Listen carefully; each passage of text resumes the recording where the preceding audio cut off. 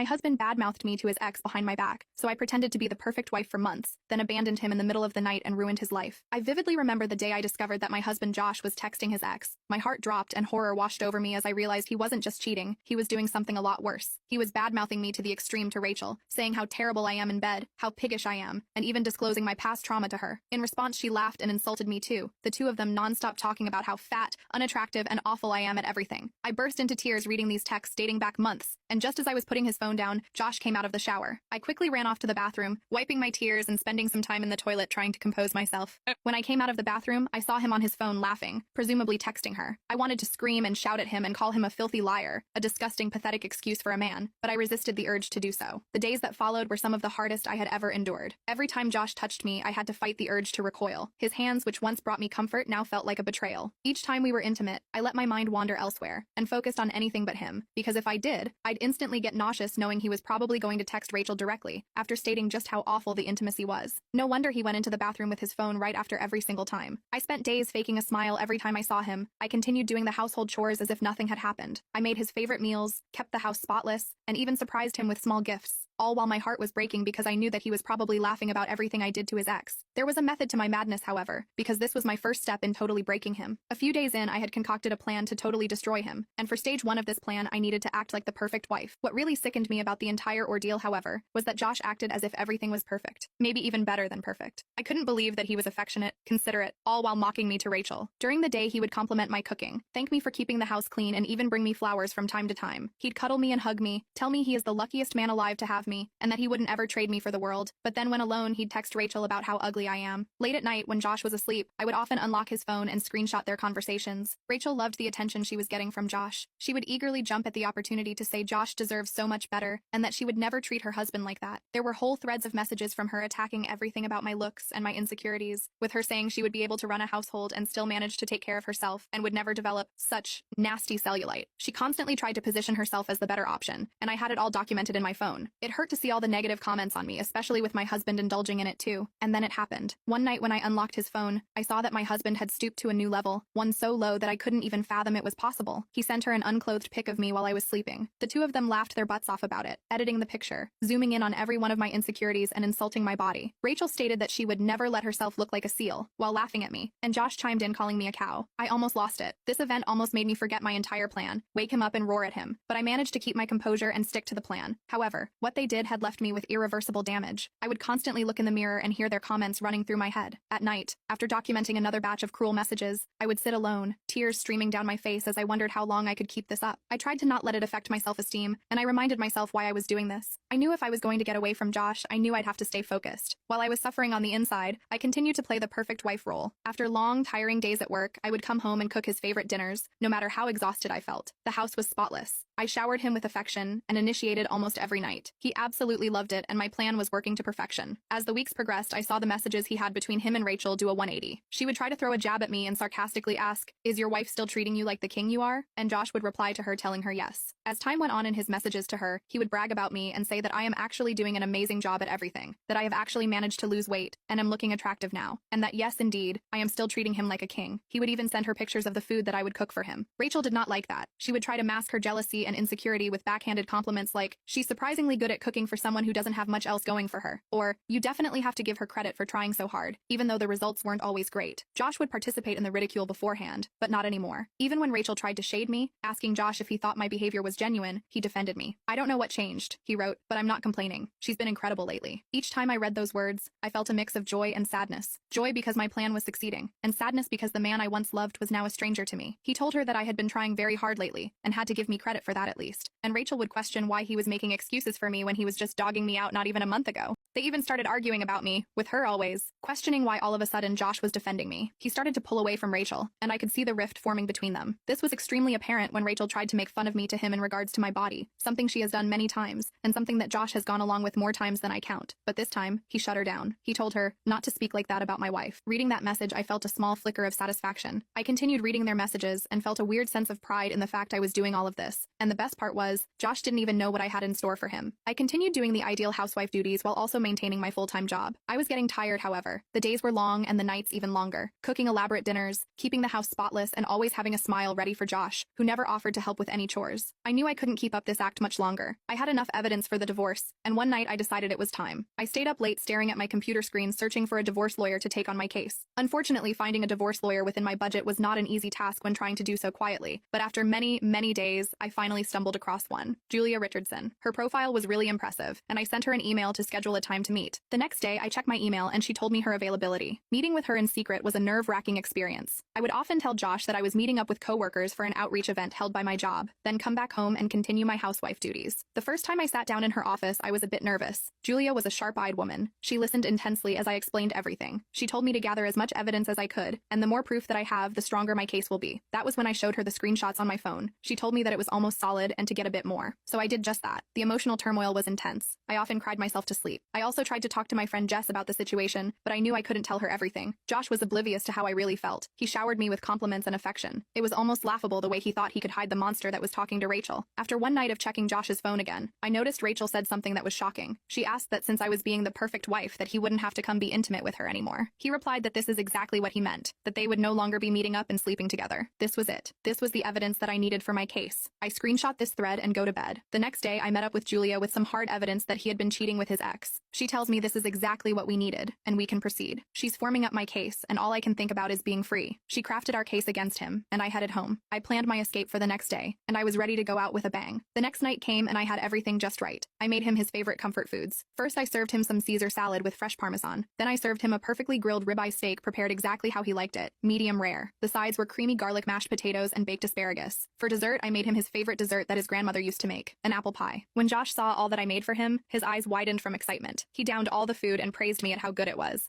I smiled back at him and told him how much he deserved it. I felt a bittersweet satisfaction. He told me he wanted to show how much he appreciated me and took me to the bedroom. For the first time in weeks, I didn't feel nauseated by his touch. Instead, I felt a cold, detached feeling. I was ready to end this charade. I excused myself to the bathroom and came back out with his favorite clothing on me. He couldn't keep his eyes off of me, and then we got to action. This was the best I ever screwed him. Even better than our wedding night. After about 10 minutes, he was out like a light. I effed his brains out. I looked over at him as he slept peacefully. I left the divorce papers on the kitchen counter and quietly packed up the rest of my belongings and headed to the car. I headed to my brother's house where he lived a couple states away, and the whole car ride I blasted my favorite pop music. I felt the weight of Josh flow away as I sang my playlist. After a couple hours, I had finished my playlist and was left alone with my thoughts. I drove through the night, occasionally stopping for food at the diners or to use the restroom. The night was more beautiful than I could imagine. I can't even begin to describe how good I felt driving through the night to Virginia. I kept glancing at the clock on the dashboard, watching the hours tick by. It was way past midnight, and I hadn't slept a bit, and the months of exhaustion hit me like a truck, but I just wanted to put as much distance as I could between me and everything I was leaving behind. A couple weeks later, we both had to appear in court. The divorce proceedings were painful. Seeing Josh again, even in such a mundane environment of the lawyer's office, was hard. He looked broken and defeated. He was a shadow of the man he once was. The courtroom was cold and emotionless. Josh would try to explain himself in court and how he had already cut ties with Rachel, but it was too late. Each time we met, he seemed to sink further into despair. I felt a bit guilty but quickly squashed it. He had brought it upon himself. Our interactions were brief and formal. Josh tried to talk to me, but I refused to engage. He would try to meet me in the parking lot asking for answers and begging to find a way to work things out. I kept my responses short and formal. The evidence I had spoke for itself. I felt that there was no need for further discussion. As the divorce drew to a close, I began to feel a sense of closure. I found a new job and was making new friends in Virginia. It was hard to finally tell Jess the full extent of our relationship, but she understood what had to be done. She still comes to visit me sometimes.